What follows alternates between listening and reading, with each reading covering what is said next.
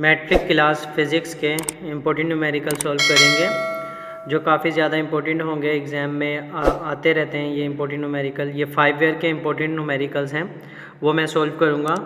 तो पहला न्यूमेरिकल ये है हमारे पास, body weighing 55 newton is placed on a wooden plank, how much force is needed to set it in motion if the coefficient of friction between plank and the body is 0.4।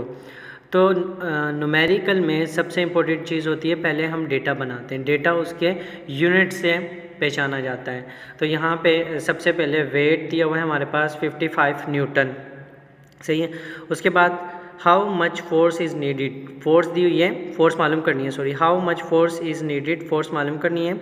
और जो तीसरी चीज़ given है वो हमारे पास है friction, coefficient of friction, जो कि म्यू कहलाती है 0.4। इसका कोई यूनिट नहीं होता, ये रेशो है, इसका कोई यूनिट नहीं होता। तो आसान सा न्यूमेरिकल है। पहला ये फ्रिक्शन का फार्मूला यूज़ करेंगे। We know that F is equal to mu R, mu R. और यहाँ पे हमें पता है, यहाँ तो लेकिन W दिया हुआ है, R नहीं दिया हुआ, तो R बराबर होता है W के। रिएक्शन फोर्स है और वेट फोर्स दोनों आपस में क्या होती हैं, बराबर होती हैं। तो हम R की जगह W भी लिख सकते हैं। तो F is equal to mu W। अब वैल्यू पुट कर देते हैं जस्ट, तो म्यू की जगह 0.4 आ जाएगा और W की जगह 55 न्यूटन आ जाएगा, 55 आ जाएगा। तो यहाँ पे इन दोनों को मल्टीप्लाई करेंगे तो ये हमारे पास आ जाएगा 22 न्यूटन। जब इन दोनों को मल्टीप्लाई करेंगे तो हमारा आंसर आ जाएगा 22 न्यूटन। ये फ्रिक्शनल फोर्स आ गई। सेकेंड न्यूमेरिकल सॉल्व करेंगे। A ball is drop from a tower, it reaches the ground in 10 second. तो 10 सेकेंड ये टाइम दिया हुआ है। Calculate the height of the tower, height मालूम करनी है, यहाँ पे हाइट भी लिख दी, हाइट मालूम करनी है।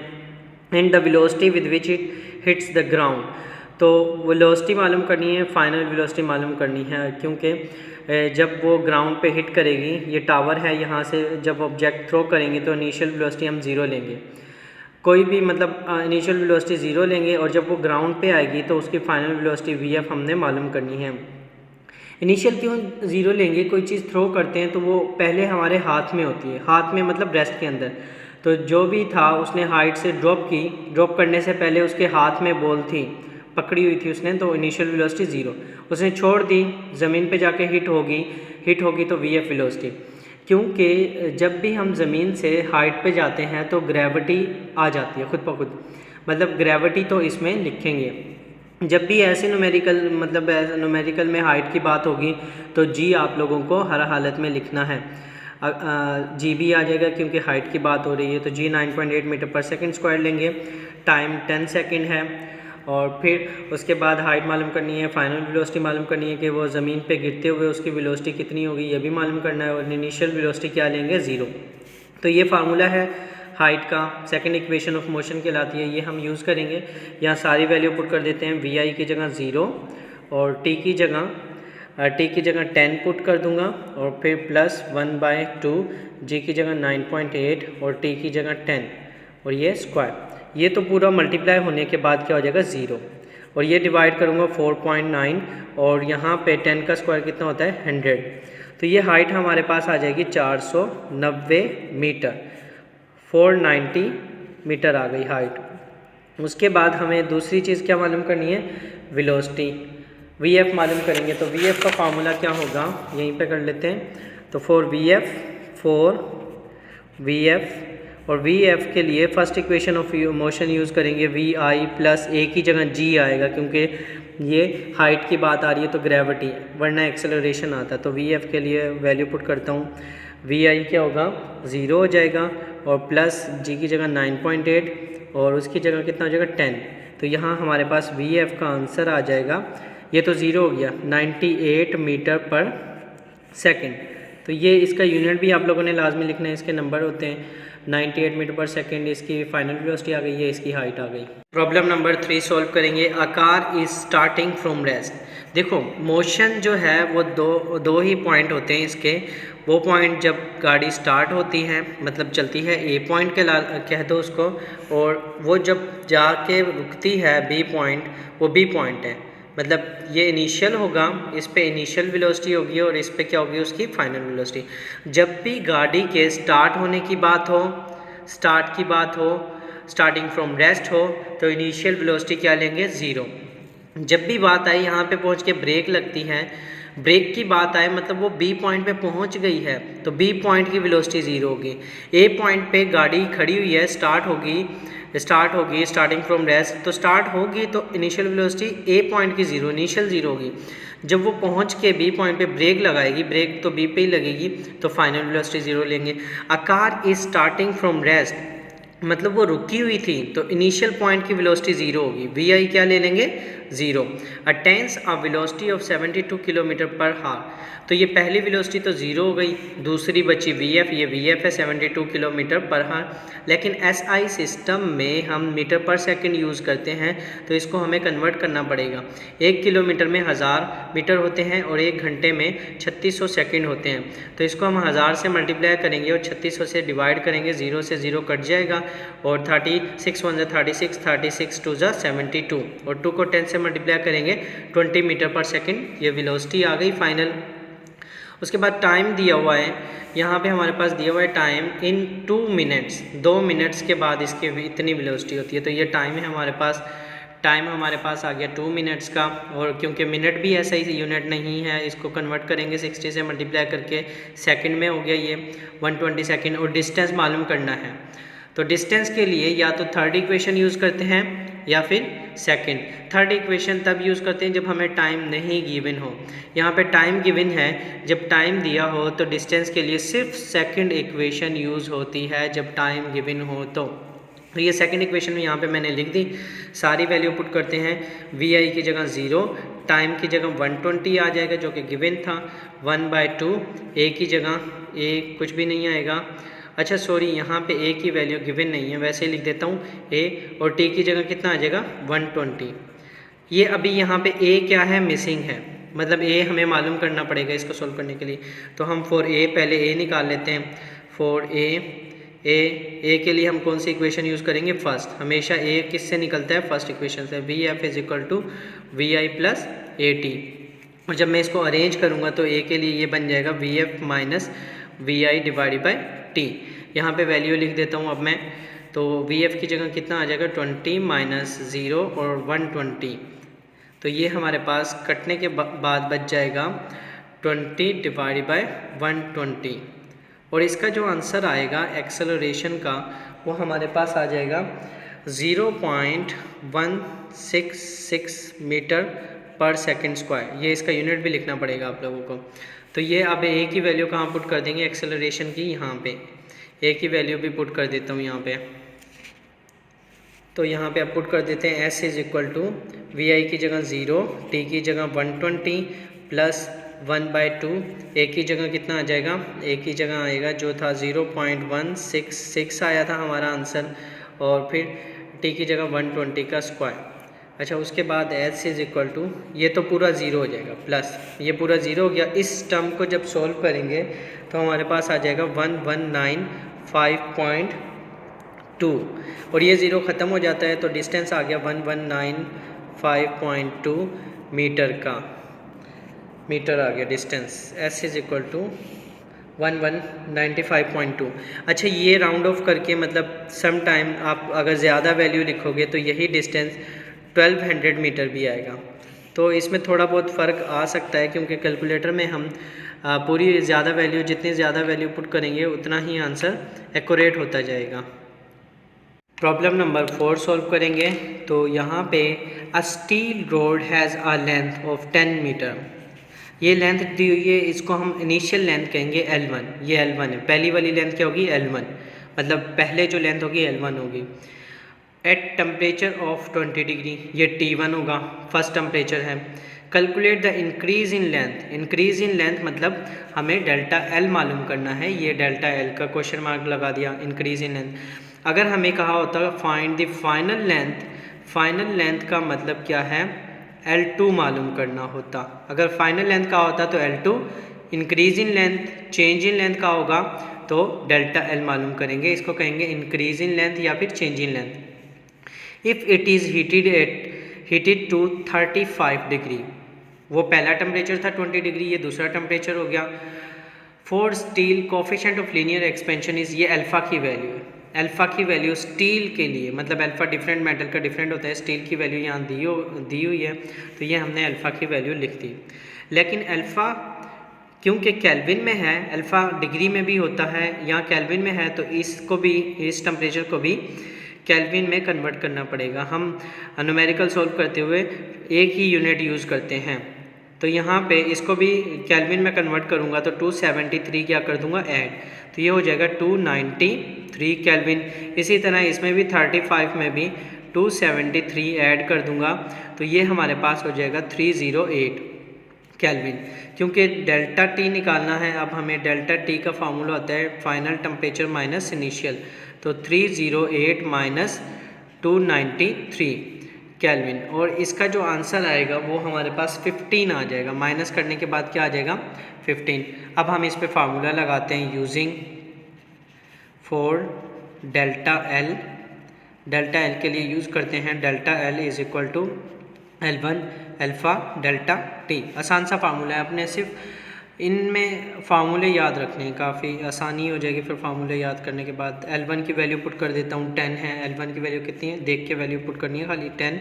अल्फ़ा की वैल्यू है हमारे पास 1.1 10 की पावर -5, और जो टेम्परेचर है वो 15 है। केल्विन में कन्वर्ट करना लाजमी है, 15 है, 15 केल्विन। तो ये अब इन तीनों को मल्टीप्लाई करेंगे तो हमारे पास आंसर आ जाएगा, और तीनों को मल्टीप्लाई करने के बाद जो आंसर आएगा वो 0.00165 होगा। लेकिन हमें पॉइंट को शिफ्ट करना है, पॉइंट पहले नंबर के बाद आना चाहिए यहाँ पे।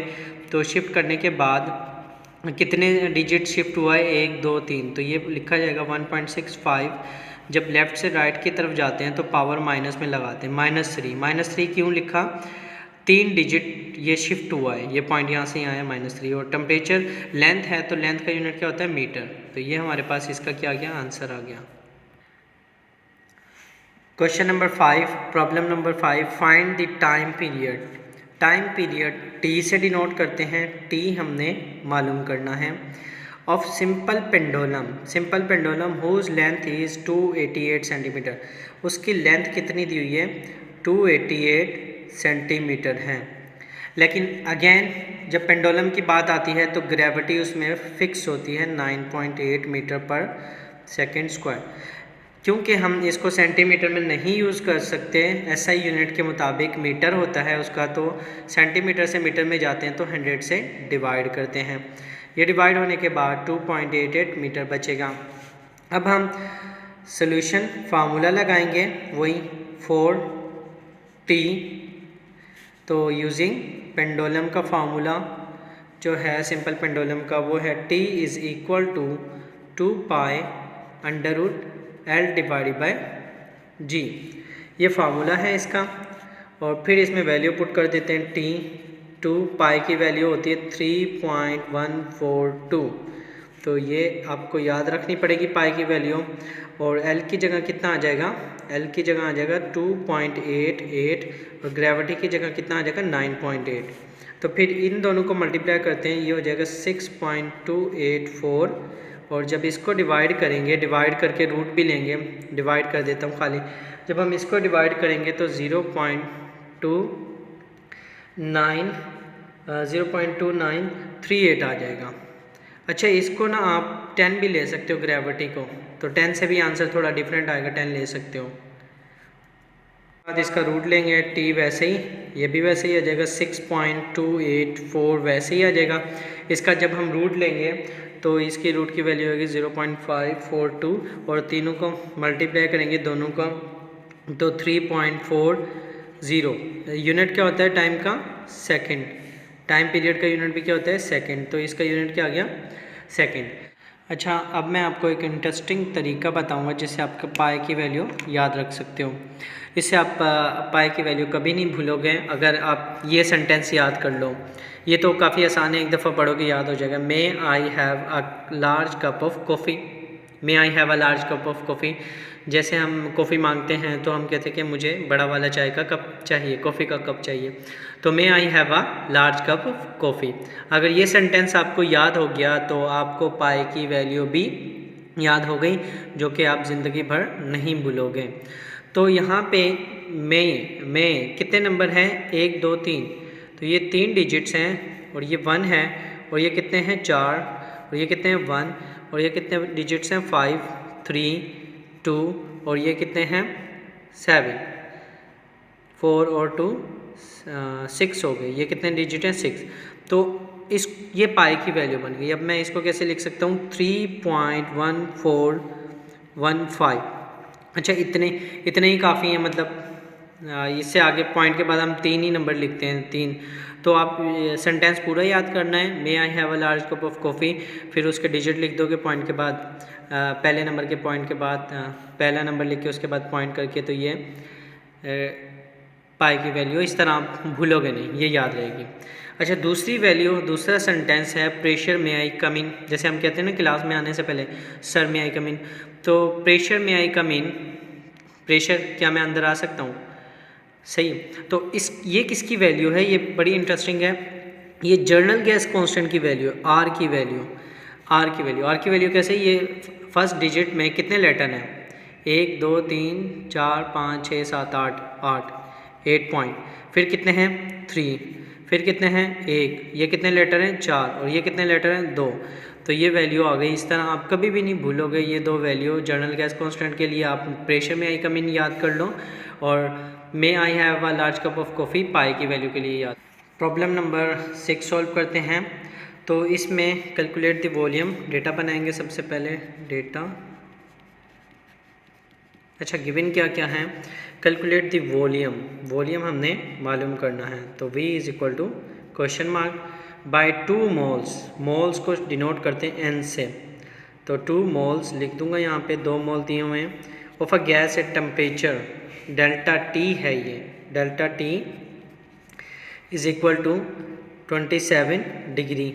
इसको केल्विन में कन्वर्ट करेंगे तो 273 ऐड कर देंगे 273, और ये हमारे पास हो जाएगा 300 केल्विन। प्रेशर दिया हुआ है हमारे पास P, pressure is equal to 1 atm, लेकिन हमें ये वाला ऐसा ही यूनिट यूज़ कर रहे हैं, तो हम कौन सा प्रेशर यूज़ करेंगे, ये वाला प्रेशर यूज़ करेंगे, दूसरा वाला नहीं करेंगे। तो प्रेशर की वैल्यू हमारे पास 1.01 10 की power 5 newton metre, newton divide by metre square है। जा उसके बाद हमारे पास गिवन है आर की वैल्यू, general gas constant 8.3142 joule per mole into kelvin. तो ये सारा डेटा है। अब फार्मूला लगाएंगे, सॉल्यूशन फार्मूला हमारे पास है we know that, for V heading डालेंगे वी के लिए, यूजिंग फार्मूला यूज़ करेंगे जर्नल गैस इक्वेशन का, P V is equal to N R T. यहाँ पे वी निकालना है हमने, सॉरी पी निकालना है, मालूम क्या करना है, वी प्रेशर नीचे डिवाइड में चला जाएगा, N R T divide by क्या हो जाएगा पी। वैल्यू पुट कर देते हैं, एन की जगह 2 मोल, आर की वैल्यू 8.3142, और टेम्परेचर कितना आया 300, टेम्परेचर कितना था हमारे पास 300 था। ये सारा डेटा यहाँ से पुट किया है। उसके बाद प्रेशर की वैल्यू 1.01 10 की पावर 5 है। इन तीनों नंबर को पहले आपने मल्टीप्लाई करना है, इक्वल दबाना है, फिर डिवाइड में ये लिख के इक्वल दबाना है, वरना आंसर गलत आ जाएगा। तो इसका आंसर डिवाइड करने के बाद 0.0494 वॉल्यूम का यूनिट होता है मीटर क्यूब। तो ये इसका हमारे पास आंसर आ गया। प्रॉब्लम नंबर 7 सॉल्व करेंगे। इसमें है a gun of mass 10 kg Fyers a bullet. 2 मास हैं, एक ये रहा, तो पहले को कहना पड़ेगा m1 is equal to 10 kg mass. ये किसका मास है, गन का मास है, गन का। तो दूसरा मास क्या होगा बुलेट का, 0.05 kg, ये बुलेट का मास है। इसके बाद with a speed of 200 meter per second, ये बुलेट की स्पीड है। तो बुलेट का मास m2 है, तो इसकी स्पीड v2 होगी, वो कितनी हो जाएगी 200 meter per second. Calculate the velocity of the gun, recoil of the gun. तो ये m1 है, तो इसका हम क्या मालूम करेंगे v1 मालूम करेंगे। तो v1 इसका मालूम करना है, और सॉल्यूशन की हेडिंग डालेंगे। देखो ये सारा डेटा है, u1 और u2 तो ज़ीरो लेंगे, u1 भी ज़ीरो u2 भी ज़ीरो। ये इनिशियल वेलोसिटी है, कंजर्वेशन ऑफ मोमेंटम का न्यूमेरिकल है। ज़ीरो इस वजह से लेंगे कि बुलेट जो है इनिशियली रेस्ट में होती है, वो गन के अंदर होती है, और गन भी रेस्ट में होता है क्योंकि फायर नहीं किया गया। तो कंजर्वेशन ऑफ मोमेंटम का न्यूमेरिकल्स है, मतलब ये बुलेट है हमारे पास, ये गन है और ये बुलेट इसके अंदर है, तो U1 0 है, U2 भी 0 है, क्योंकि दोनों रेस में फायर की गई। इसकी वेलोसिटी गन की बुलेट की वेलोसिटी V2 हो गई और ये जो गन पीछे की तरफ जाएगी उसकी वेलोसिटी क्या हो गई V1। अब यहाँ पे M1 1 रिप्रेजेंट कर रहा है गन के लिए, 1 गन ये वेलोसिटी ऑफ गन है, 2 रिप्रेजेंट कर रहा है बुलेट के लिए, mass of bullet, velocity of bullet. तो according to conservation of momentum, according to law of conservation